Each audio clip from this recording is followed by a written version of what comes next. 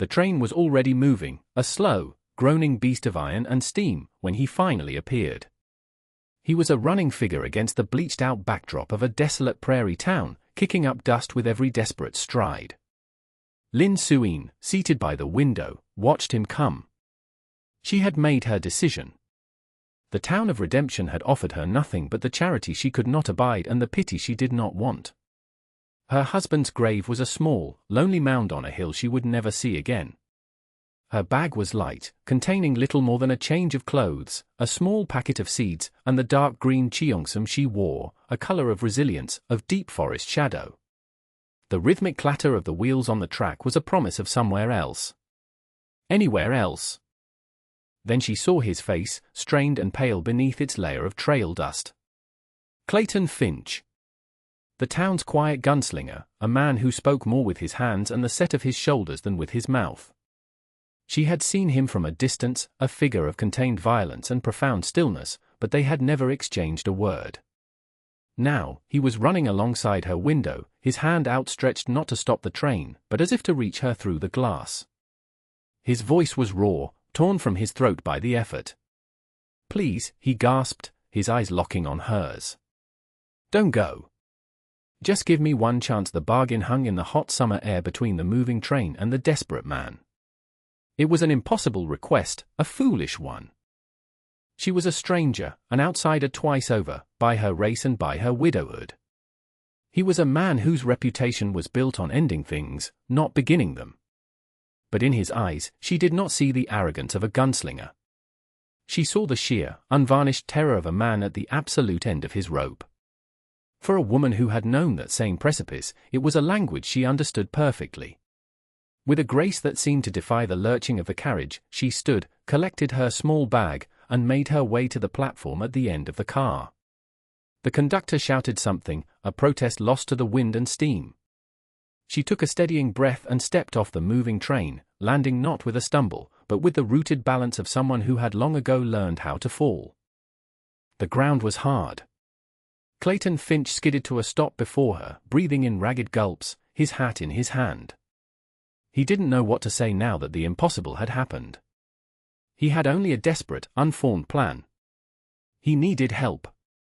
His sister, Martha, was gone, taken by a fever that had swept through 3 months prior, and she had left behind her world for him to manage. A world that was falling apart. He looked at the woman before him, her composure a stark contrast to his own disarray. He had seen her in town, the quiet dignity with which she navigated the stares and whispers.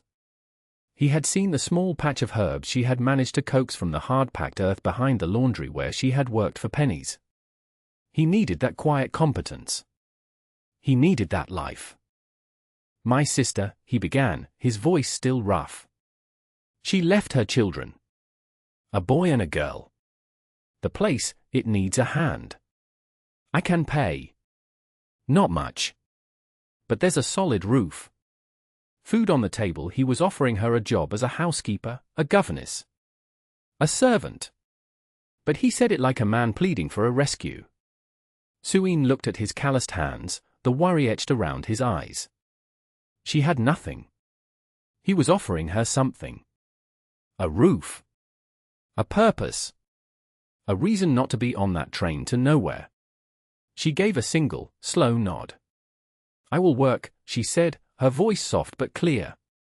"For room and board." That is all. It was a self-erasing offer, the offer of a woman used to asking for too little. For Clayton Finch, it felt like a miracle. He picked up her bag, the weight of it next to nothing in his hand, and led her away from the tracks, towards the wounded house that awaited them both. The Finch homestead was less a ranch and more a scar on the land. It sat 2 miles out of town, a small, clapboard house and a leaning barn, surrounded by a landscape gasping under the summer sun. The dust was a living thing, coating the porch rails, blurring the window panes, and puffing up around their feet with every step. As Clayton led Suyin toward the front door, the silence of the place felt heavier than the heat. This was the wounded household. Grief was in the very grain of the wood. Inside, the air was stale with neglect and sorrow. A film of grime lay over every surface, but beneath it were the ghosts of a life well kept. A stack of mending sat beside a rocking chair, a needle still threaded in a half-darned sock, as if its owner had only just stepped away. An apron hung on a peg by the cold stove. This was Martha's house, and her absence was a presence more powerful than any person. From the dim hallway, a girl appeared. She was perhaps 12, with her father's wary eyes and a thinness that spoke of too much work and not enough childhood. Her hair was pulled back in a severe braid, and she held a wooden spoon like a weapon. "Who is she?" the girl demanded, her gaze fixed on Suine, skipping her father entirely. "This is Miss Lynn," Clayton said, his voice hesitant. She's going to be helping us for a while." The girl's eyes narrowed. Her name was Abigail, and she had been the woman of the house for 3 months. She had cooked, cleaned, and cared for her younger brother with a fierce, brittle competence that was cracking under the strain. She saw Suine not as help, but as a judgment. A stranger in a strange, beautiful green dress who would see all the ways she had failed. "We don't need help," Abigail said, the words sharp as flint. From behind her skirts, a small boy peeked out. This was Samuel, 5 years old, with a smudge of dirt on his cheek and eyes wide with a silent question. He was the instant attaching innocent, the one whose grief had no armor. He looked at Suine, at the calm stillness of her face, and saw not an intruder, but a port in a storm. He said nothing, but his gaze clung to her. A fat, grey cat with an imperious air hopped down from a dusty armchair, stretched elaborately, and gave Suine a long, evaluative stare. This was Cinder, a creature of pure opinion. It blinked slowly, reserving its verdict. Suine took in the scene without a word.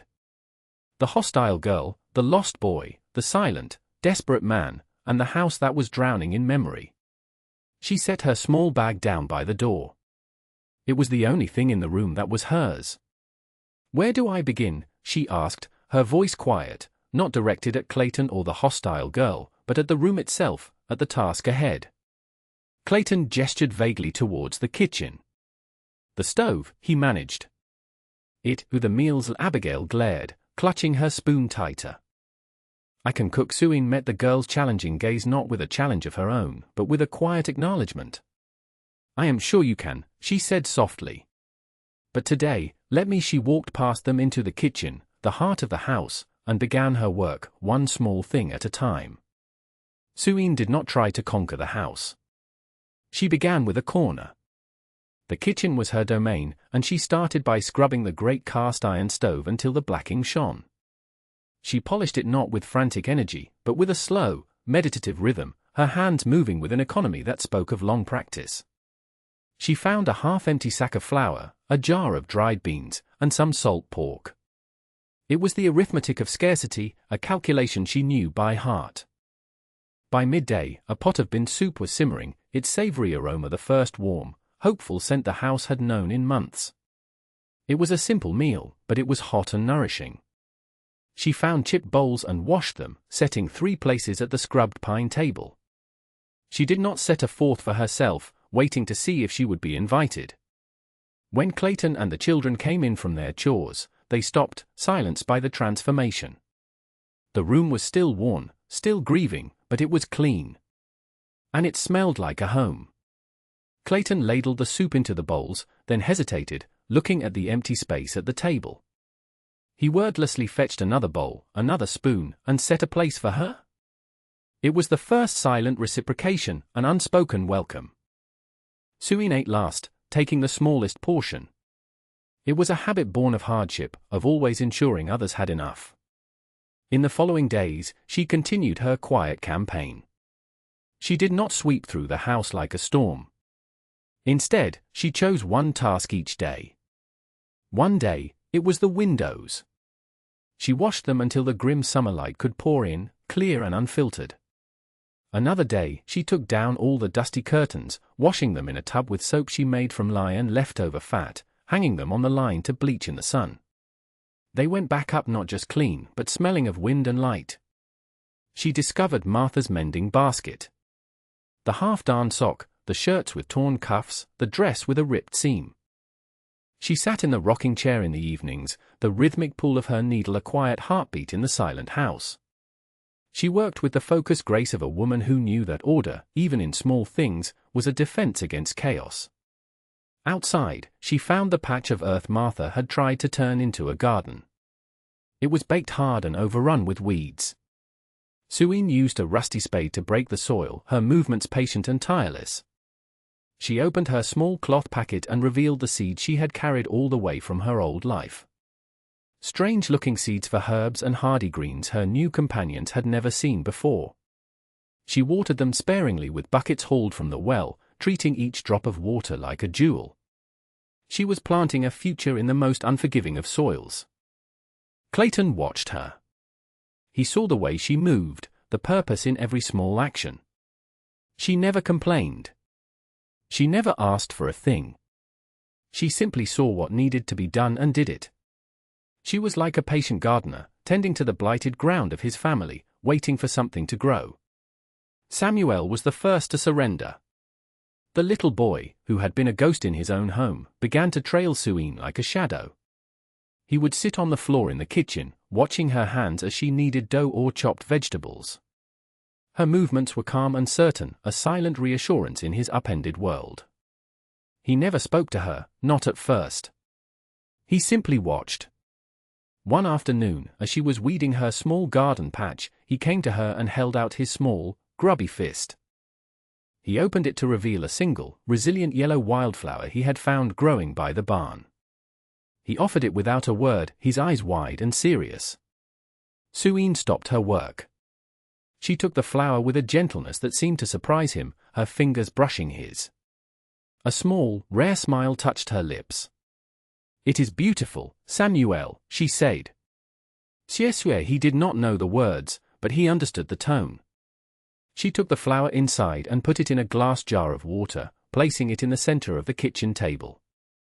It was the first spot of bright, deliberate color in the house. From that moment, Samuel was hers. He began to talk, his small voice filling the silence with questions about the sky, the herbs in her garden, and the stories behind the patterns on her dress. Abigail was a much harder fortress to breach. She watched Suine's quiet efficiency with a resentful heart. Every clean window, every mended shirt, every well-cooked meal felt like a testament to her own failure. She was the over-responsible dependent, forced into an adult role too soon, and she guarded her territory with a fierce, brittle pride. She would contradict Suine on small things, insisting on doing a chore her own way, only to do it poorly. She would watch with a critical eye as Suine showed Samuel how to fold a napkin or shell peas, her arms crossed, radiating disapproval. The thaw came, as it often does, with a small moment of crisis. Determined to prove her own worth, Abigail announced she would bake the bread one morning. She refused Suine's quiet offer of help, mixing the dough with a clumsy fury. Distracted by a chore outside, she forgot the loaves in the hot oven. The smell of burning bread filled the house. When Abigail rushed in and yanked open the oven door, a plume of hot steam billowed out, scalding her hand and forearm. She cried out, a sharp gasp of pain and frustrated shame. Before Clayton could even react, Suine was there. She moved with purpose, taking Abigail's arm and leading her to the water pump. She pumped cool water over the angry red skin, her touch firm but gentle. Then, she led the weeping girl to the table, and from a small tin she kept, she produced a dark, fragrant salve. It was something she had made from her own herbs, a concoction of comfrey and soothing botanicals. She spread the balm over the burn with an expert touch. The stinging pain began to recede almost instantly, replaced by a cool relief. Abigail sat in stunned silence, tears tracking through the grime on her face. She had expected a lecture, and I told you so. Instead, she received only quiet, competent care. Suine wrapped the arm loosely in a clean strip of cotton. "It will be better by morning," she said softly. The scar will be small that night. As Suine sat in the rocking chair with her mending, Abigail came and stood before her. She didn't apologize. The words were too hard for her. Instead, she held out a shirt of her father's that had a tear in the sleeve. "Can you show me?" she asked, her voice barely a whisper. "Show me how you do that," stitched. Suine put down her own work, made room for the girl beside her, and began to teach her. Clayton Finch was a man who noticed things. He was not a man who spoke of them. He had been raised to believe that work was the only honest form of communication, that a mended fence said more than a hollow promise. He watched as Lin Suyin moved through his broken home, her quiet presence slowly stitching it back together. He noticed the way the light now fell across a clean floor, the way the children were losing the pinched, hungry look around their eyes. He saw the wildflower in the jar, and the next day, he cleared the weeds from around the single rose bush Martha had planted, the one he had let go wild. He said nothing about it. He just did it. He saw that Suyin's cloth shoes, the only pair she owned, were thin and worn, no match for the hard, unforgiving ground of the homestead. He went into town and sold a spare saddle, one he'd been keeping for sentimental reasons. He didn't go to the general store and make a show of it. He went to the cobbler, a German man who owed him a favor, and had a pair of sturdy leatherwork boots made. They were plain, unadorned, but built to last. One morning, the boots were simply there, sitting by the back door, right where she would see them. There was no note, no presentation. They were just a fact. Suyin saw them, and her hand went to her mouth for a brief second. She looked over at Clayton, who was mending a harness on the porch, his head down, acting as if he hadn't a care in the world. She did not thank him in words. Instead, she slipped the boots on. They fit perfectly. Her thanks was in the way she could now walk across the sharp stones of the yard without flinching. His reciprocation was answered in kind. The homestead's water pump had a fickle handle that required a specific, frustrating jiggle to work. He saw her struggle with it daily, her slight frame straining against the stubborn iron. He spent an afternoon at his forge, a place he hadn't used for anything but necessity in months. The clang of his hammer on the anvil rang out across the property. The next morning, the pump had a new handle, solid and true, the weld a clean, dark seam. It moved with a smooth, satisfying motion, drawing water easily. He started leaving an extra portion of wood, split small for the kitchen stove, in the wood box each evening.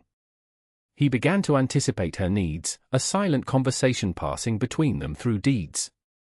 When he shot a rabbit for the pot, he made sure to clean it and prepare it before bringing it into her kitchen, a gesture of respect for her space. When he saw her garden struggling under the relentless sun, he constructed a small shade cover from burlap sacks and spare lumber, protecting the tender new life she was coaxing from the soil. One evening, after the children were asleep, he found her in the kitchen, carefully copying something from a small, worn book into a new ledger he had bought. She was writing in columns of elegant characters he couldn't understand. "What is that?" he asked, his voice low. "A recipe," she said, not looking up. "For winter melon soup. My grandmother taught me. It is good for coughs." He didn't know what winter melon was, but he understood she was preparing for a season that hadn't even arrived, shoring up their defenses against a future hardship. He simply nodded, poured 2 cups of coffee, and set one down on the table beside her. He sat with her in the quiet lamplight, the two of them working in tandem, a silent partnership taking root in the wounded house. The homestead, for all its good pasture, was always struggling. Clayton was a capable rancher, but luck seemed to be perpetually against him. A calf would sicken, a fence would break at the worst possible time, the price for his cattle at market would always be just a little lower than he'd hoped. They were always just managing, a phrase that set a quiet alarm bell ringing in Suyin's mind. She came from a place where people who were just managing on good land were often the victims of something other than luck. The first concrete sign that something was wrong came in the form of a visitor. Mr. Josiah Croft was a pillar of the community in Redemption.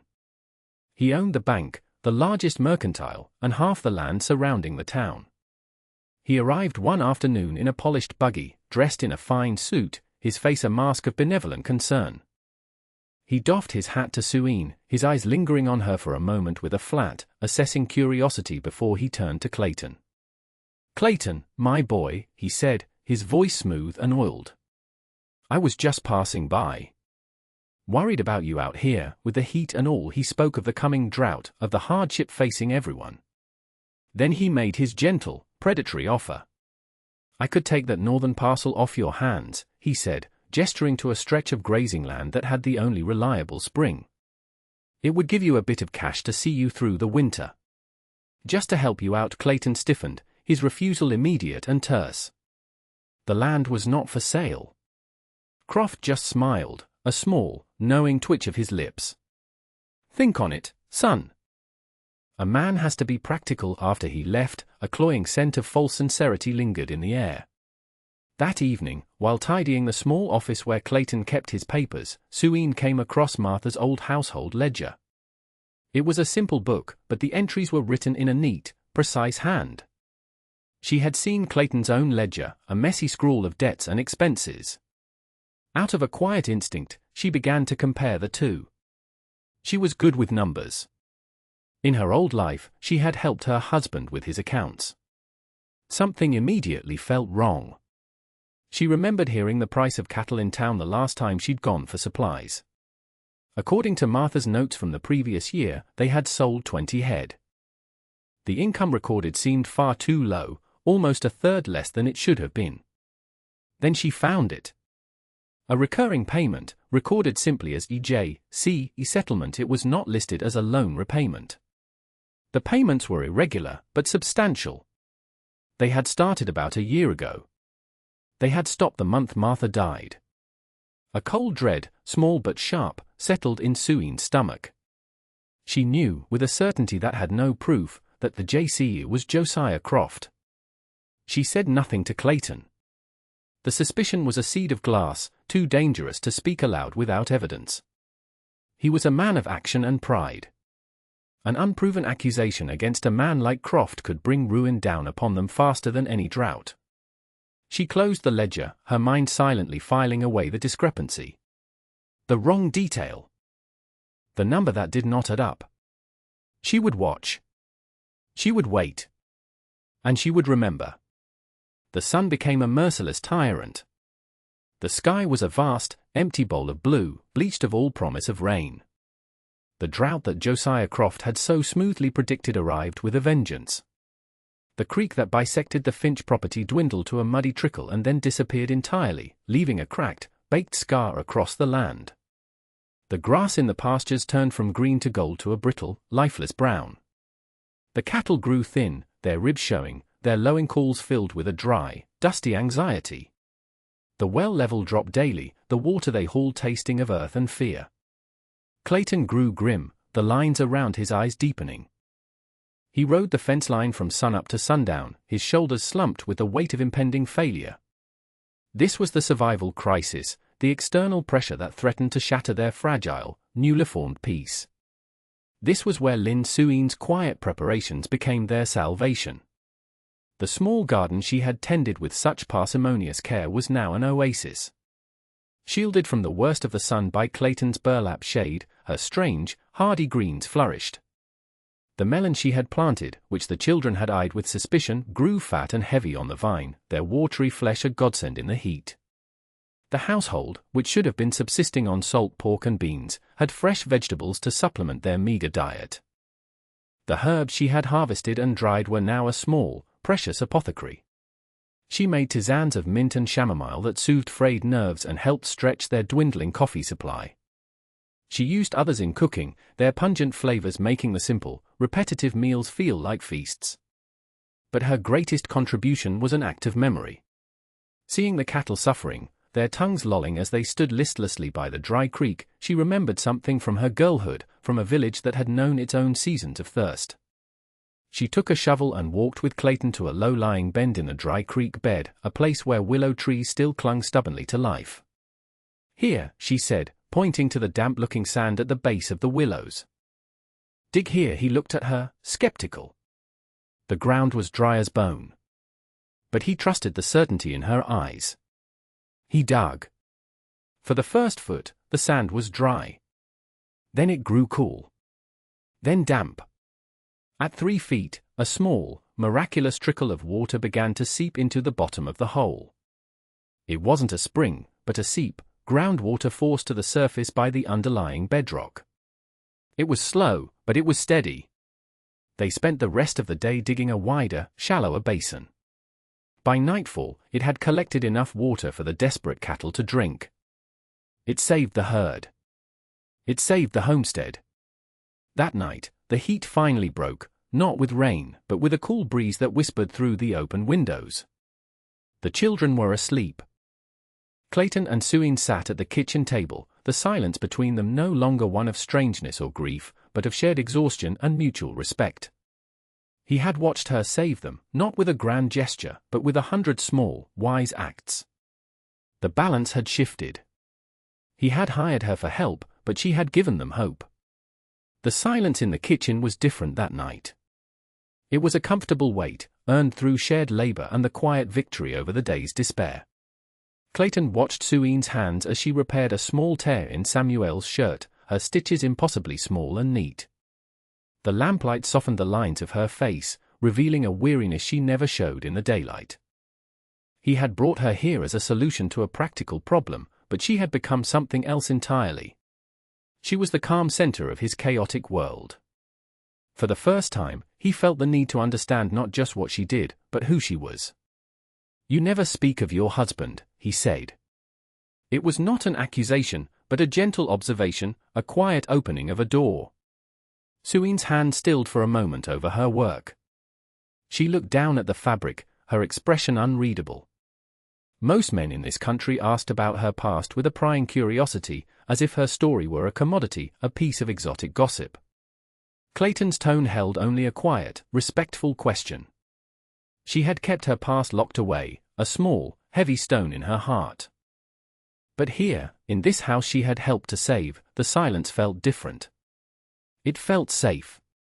"His name was Wei," she said, her voice soft. "He was a scholar. A poet." She looked up, and her eyes had a distant look, seeing a life that was a world away from this dusty homestead. "He read books.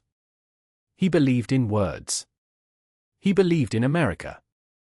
He thought there would be a place for a man who could think, even if his hands were soft." She spoke of their journey across the ocean, the hope that had filled them. They had not come for gold or land, but for a life of the mind. But the country had been harder than the books had promised. Wei had tried to find work as a clerk, a translator, but his quiet nature was mistaken for weakness. He eventually took a job laying track for the railroad, work that broke his body and then his spirit. He was not made for such labor, she said, a deep, ancient sorrow in her voice. A fever came. It took him quickly. She fell silent, the story hanging in the air. She had been left alone in a town that saw her as a curiosity at best, a burden at worst. She had the skills her grandmother had taught her in their village in Guangdong province, a place that knew drought and famine all too well. Skills of mending, cooking, gardening, and making something from nothing. "That is how I know about the water," she explained. "My village was in the hills. We learned to read the land, to find water where none was visible. We learned to save everything." To prepare, she reached for the small, worn cloth bag that she still kept on a shelf in her room. Her pack bag. Her exit kept ready. She placed it on the table between them. "My grandmother gave me this. She said a woman must always have a bag she can carry herself. With everything she needs to start again." It was a confession. It explained her competence, her habit of asking for so little, her perpetual readiness to leave. She was a survivor, trained by loss. Clayton looked at the bag, then back at her face. He finally understood. She was not fragile. She was resilient, forged in a fire he could only imagine. He saw the depth of her, the quiet strength she held in reserve. His respect for her, already immense, deepened into something warmer, something more profound. He reached out, not to touch her, but to gently touch the cloth of the bag. "Martha would have liked you," he said. It was the highest compliment he could give. And for the first time, Suine felt the tight knot of her readiness to flee begin to loosen, just a little. The fragile piece was shattered by the arrival of the mail rider. He brought a letter, an official-looking envelope from Croft's Bank in Redemption. Clayton opened it, his face hardening as he read. It was a formal notice of foreclosure. Not on the main mortgage, which he was struggling to pay, but on a secondary loan he knew nothing about. A loan for a substantial sum, supposedly taken out by Martha a month before she died, with the homestead as collateral. According to the letter, he was the co-signer. His signature was at the bottom of a copy of the loan document. It was a forgery, and a clumsy one at that, but in the eyes of the law and the bank, it was real. Josiah Croft was done being pleasant. He was moving in for the kill. The news fell like a stone in the quiet house. Clayton was a storm of helpless fury, pacing the floorboards. "I never signed this," he repeated, his voice raw. Martha would never?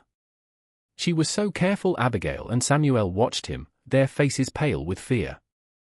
They had lost their mother, now they were about to lose their home. Suine felt a cold, clear certainty settle over her. The time for waiting was over. "Let me see the letter," she said, her voice steady. She looked at the forged signature, then at the date on the loan. It was from the same period that the strange J.C. settlements payments in Martha's ledger had begun. It all clicked into place. This was not just fraud. It was something uglier. That night, after the distraught family was asleep, Suine lit a single lamp and began her quiet investigation. She took down Martha's ledger, the bank notice, and a small, dusty box of old receipts and letters she had found weeks ago while cleaning. She spread them out on the kitchen table, the lamplight creating a small circle of intense focus in the dark house. She worked methodically, her mind sharp and clear. She was no longer just a housekeeper, she was the scholar's wife, a woman who respected evidence and logic. She started with the signatures. She found several of Martha's old letters and compared the handwriting to the signature on the loan document. The forgery was plain to her. The slant was wrong, the pressure of the pen uneven. Then she turned back to the ledger, to those cryptic payments. She cross-referenced the dates with the receipts. One payment to a J.C.'s corresponded with the day a cattle buyer, a man known to be Croft's cousin, had come to the ranch. The income recorded in the ledger for that sale was, again, suspiciously low. She pieced it together, piece by painful piece. Croft had been cheating the Finches for years, likely in partnership with the cattle buyer, skimming profits from their sales. Martha, who was meticulous and intelligent, must have discovered it. The loan was not a loan at all. It was hush money, a threat. Croft had forced her to sign the papers, holding the debt over her head to ensure her silence. The recurring payments were not settlements, they were blackmail. He had been bleeding the family dry. The realization made her feel sick. Martha hadn't died of a simple fever. She had died under the weight of a terrible secret, a secret that had likely weakened her will to fight when the illness came. The respectable Mr. Croft was not just a thief, he was responsible for Martha's despair, and perhaps her death. Suine copied the key entries from both ledgers onto a clean sheet of paper, creating a clear, damning comparison. She found the receipt from the cattle sale, the one with the real number of head sold, tucked into the back of an old almanac. She had her evidence. It was quiet, it was on paper, but it was as powerful as any gun. The final confrontation came 3 days later. A buggy rolled up the dusty track to the house, but this time it wasn't just Josiah Croft. The town sheriff, a man named Peters, sat beside him, his face grim and reluctant. They had come to serve the eviction notice. Clayton saw them coming and went inside, emerging a moment later with his gun belt strapped to his waist. His face was a thundercloud. "No," Suine said, putting a hand gently on his arm. Not like that. He looked at her, his eyes wild with a cornered animal's rage. "He won't take our home," he snarled. "Trust me," she said, her voice low but infused with an unshakable calm. "Let me speak first." Croft and the sheriff climbed down from the buggy. Croft had a smug, confident air, the look of a man who held all the cards. The sheriff just looked uncomfortable, a decent man forced to do an ugly job. "Clayton," the sheriff began, holding out the papers.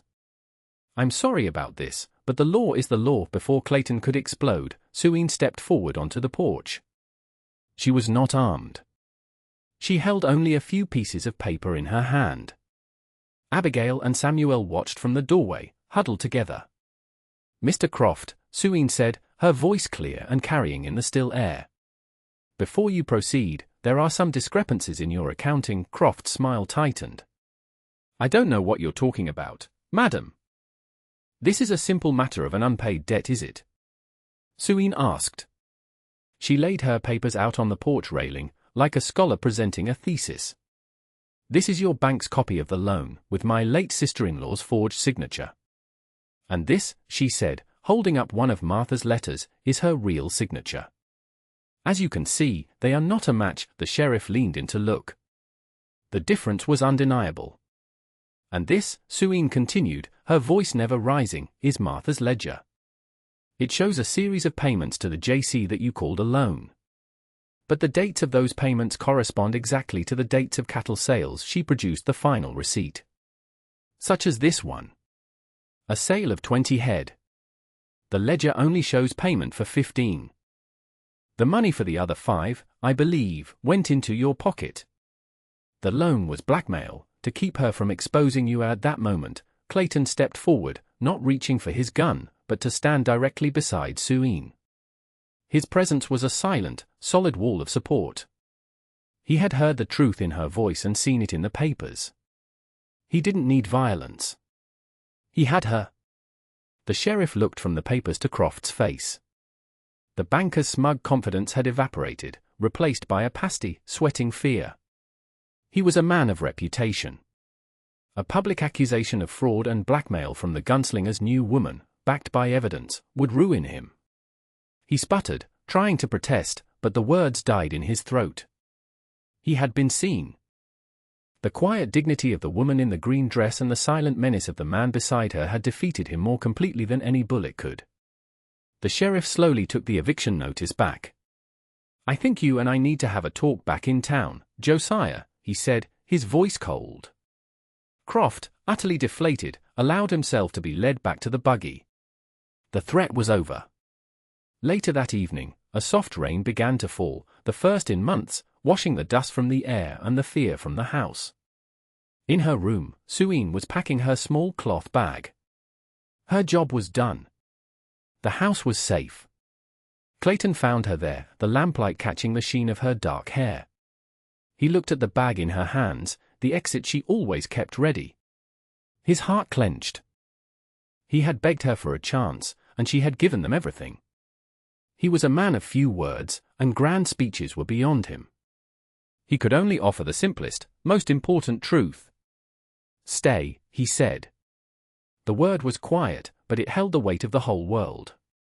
Suine looked up at him. She saw his earnest, hopeful face. She saw, through the doorway, Abigail and Samuel setting the table for supper. For places. She looked down at the bag in her hands, the symbol of her transient life. Slowly, deliberately, she began to unpack it, placing her few belongings into the empty drawers of the dresser. She was home. Thank you for watching.